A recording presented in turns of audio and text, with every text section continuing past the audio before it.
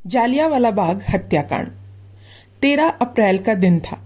पवित्र स्वर्ण मंदिर के पास स्थित जालियांवाला बाग लोगों से खचाखच भर चुका था। लगभग 6000 पुरुष, महिलाएं और बच्चे बाग में उपस्थित थे। सभा का आयोजन रॉलेट एक्ट के विरोध में किया गया था। प्रारंभ में जोशपूर्ण भाषण दिया गया। उसके 3 दिन पहले हुए नरसंहार पर सरकारी नीतियों की आलोचना की गई। सभा उफान पर थी।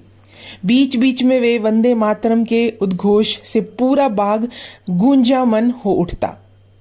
इसी बीच पंजाब के तत्कालीन गवर्नर माइकल ओ डायर को इस सभा की सूचना मिल गई।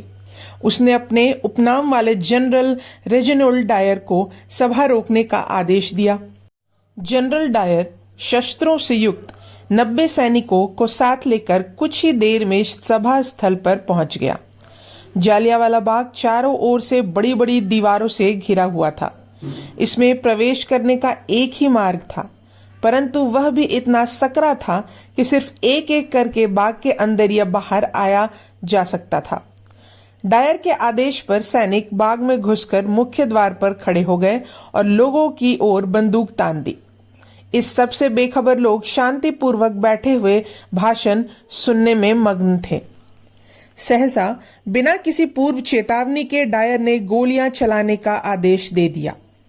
सैनिकों ने बंदूकों के मुंह खोल दिए और गोलियों की पहली बौछार ने पल भर में ही अनेक लोगों का खून से नहला दिया। इस अप्रत्याशित हमले की किसी ने कल्पना भी नहीं की थी। चारों ओर भगदड़ मच गई। कुछ देर पहले तक जो स्थान देशभक्ति के नारों से गूंज रहा था, वहां चीख पुकार फैल चुकी थी। लोग जान बचाकर प्रवेश द्वार की ओर भागे, लेकिन उस ओर मुंह करने वालों को सैनिकों ने छल्ली कर दिया। कोई चारा ना देखकर लोग बाग की ऊंची ऊंची 4 दीवारें लांघने की कोशिश करने लगे, लेकिन असफलता हाथ लगी। बाग के बीचों बीच एक कुआं था। जान बचाने के लिए औरतों ने बच्चों सहित उसमें छलांग लगा दी, परंतु वह कुआं भी काल का मुख सिद्ध हुआ। कुछ देर बाद जनरल डायर सैनिकों सहित लौट गया और पीछे छोड़ गया इतिहास के सबसे काले और घिनौने कृत्य के निशान।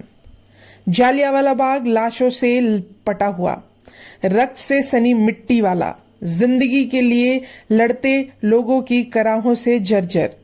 अंग्रेज सैनिकों की गोलियों ने ना तो औरतों को छोड़ा था और ना ही बच्चों को।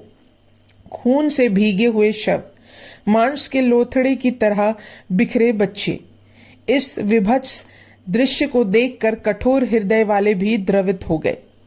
इस नरसंहार में अनगिनत लोगों को अपनी जान से हाथ धोना पड़ा। यद्यपि आधिकारिक तौर पर मरने वाले की संख्या 374 बताई गई, परंतु पंडित मदन मोहन मालवीय ने अनुसार यह संख्या 1400 से भी अधिक थी। इसके विपरीत अमृतसर के तत्कालीन सिविल सर्जन डॉक्टर स्मिथ के अनुसार मरने वालों की संख्या 1800 से अधिक थी। स्थिति की गंभीरता का पूर्व अनुमान लगाते हुए पंजाब में मार्शल लॉ लागू कर दिया गया। दमनकारी नीतियों का सहारा लेते हुए सरकार ने पंजाब की निर्दोष स्त्रियों एवं पुरुषों पर अनेक अत्याचार किए। अमृतसर में घटित नरसंहार ने संपूर्ण देश को हिलाकर रख दिया। प्रख्यात नेताओं ने शीघ्र वक्तव्य जारी करते हुए इसे भारतीय इतिहास की सबसे निंदित और दुर्भाग्यपूर्ण घटना बताया तथा डायर को दंडित करने की मांग की। देश भर में प्रदर्शन एवं सभाएं आयोजित कर रोष प्रकट किया गया। भारतीय जन आक्रोश को देखते हुए सरकार ने विवश होकर जनरल डायर को निलंबित कर दिया। तत्पश्चात एक आयोग की स्थापना कर उस पर मुकदमा चलाया गया। चूंकि कानूनी कार्रवाई इंग्लैंड में की जा रही थी, इसलिए न्याय की उम्मीद करना व्यर्थ था। जैसा कि सोचा जा रहा था, डायर को मुक्त कर दिया गया। सरकार के इस दोगले रवैये ने आग में घी डालने का काम किया। उनकी कुटिल नीतियों ने सरोजनी नायडू को क्षुब्ध कर दिया था। महान कवि रविंद्रनाथ ठाकुर विरोधा स्वरूप पहले ही सर की उपाधि लौटा चुके थे। उनका अनुसरण करते हुए शोकातुर सरोजनी ने वर्ष 1908 में सामाजिक कार्यों के लिए मिली केसरे हिंद की उपाधि सरकार को लौटा दी थी। जालियांवाला बाग में हुए नृशंस हत्याकांड से व्यथित सरोजनी नायडू ने 3 जून 1920 को खचाखच भरे लंदन के अल्बर्ट सभागार में बोलते हुए कहा था, मेरे देशवासियों, आज इस रात मैं आपको संबोधित नहीं कर रही हूं, लेकिन अंग्रेज पुरुषों और महिलाओं, आज मैं अपने देश में विरोध करने वालों के रक्त रंजित अपराधों के कारण आप सबको न्यायालय के कटघरे में खड़ा करके आपसे बात कर रही हूं। मैं उन अकल्पनीय अत्याचारों के ब्यौरों में नहीं जाना चाहती जो मेरे देश पर किए गए हैं और इतने अमानवीय हैं कि सहसा विश्वास नहीं होता कि ऐसा भी किया जा सकता है। मित्रों, श्री पटेल और श्री हार्मन ने इस भयंकर, अत्यंत भयंकर, तिगुने भयंकर जुल्म की प्रकृति मोटे तौर पर और सार रूप में आपके सामने रखी है, जो ब्रिटिश न्याय के नाम पर ढाया गया है। लेकिन मैं आपके सामने एक महिला के रूप में उस अन्याय के बारे में चर्चा करना चाहती हूँ जो मेरी बहनों के प्रति किया गया है। अंग्रेज पुरुषों, आप जो अपनी वीरता पर गर्व करते हैं, अपनी स्त्रियों की प्रतिष्ठा और उनके अस्तित्व को शाही खजाने से भी ज्यादा बेशकीमती समझते हैं, क्या आप शांत बैठे रहेंगे और घूंघट में लिपटी पंजाब की कुल वधुओं की प्रतिष्ठा, उनके अपमान तथा उन पर ढाए गए जुल्मों का बदला लेने के लिए कुछ नहीं करेंगे? उनकी प्रभावशाली वक्तृता का उल्लेख करते हुए उनके भाई हरिद्रनाथ ने लिखा था, सरोजनी को भारत कोकिला कहा जाता था। मुझे पक्का विश्वास है कि यह पदवी उन्हें उनकी कविता के कारण नहीं, अपितु उनकी उस असाधारण वक्तृता के कारण दी गई थी जो उनके भीतर से संगीत की धारा से फूटकर धरती थी, स्वर्ण मंडित रजत धारा सी, जो विशुद्ध प्रेरणा के शिखरों से प्राप्त सी झरती थी। उनके भाषण राष्ट्र जनजीवन पर जादू सा प्रभाव डालते थे।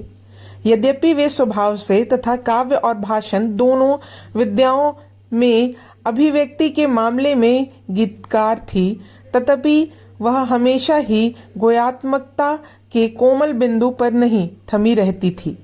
ऐसे भी अवसर आए जब उनके पंछी का स्वर दावानल की चित्कार में रूपांतरित हो जाता था और उनकी सतरंगी वक्तृता उस तीखी तलवार का रूप ले लेती थी जिसमें निश्चय ही घातक प्रहार की क्षमता होती थी।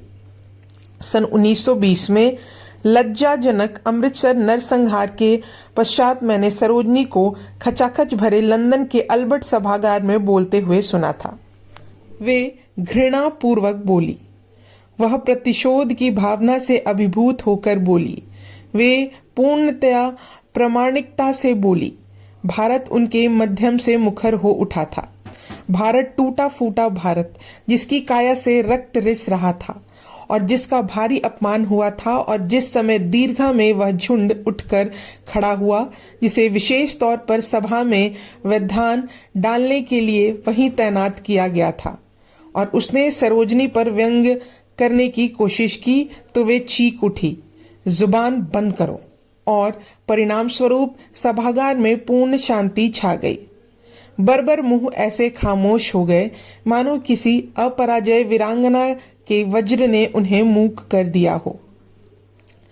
नरसंहार के मुद्दे को उठाने के साथ साथ सरोजनी ने ब्रिटिश सरकार द्वारा भारतीयों पर किए जाने वाले अत्याचारों का विस्तृत ब्यौरा उनके पत्रों में प्रकाशित करवाया। सरकार की दमनकारी नीतियों और इसके परिणाम स्वरूप भारत में बढ़ते विरोध से अंतर्राष्ट्रीय समुदाय को अवगत करवाने में भी उन्होंने महत्वपूर्ण भूमिका निभाई।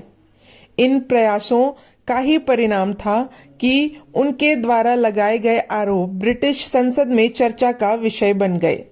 इससे विचलित होकर मॉन्टेग्यू ने उन्हें आरोपित साबित करने की चुनौती दे डाली थी, परंतु सरोजनी नायडू कमर कस चुकी थी। उन्होंने ऐसे दस्तावेजों का ढेर प्रस्तुत कर दिया जिनमें उल्लेखित तथ्यों ने मॉन्टेग्यू को मुंह तोड़ जवाब दे दिया। यह भाग यही समाप्त होता है। अब हम अगले भाग में जानेंगे असहयोग आंदोलन के बारे में। तब तक के लिए धन्यवाद।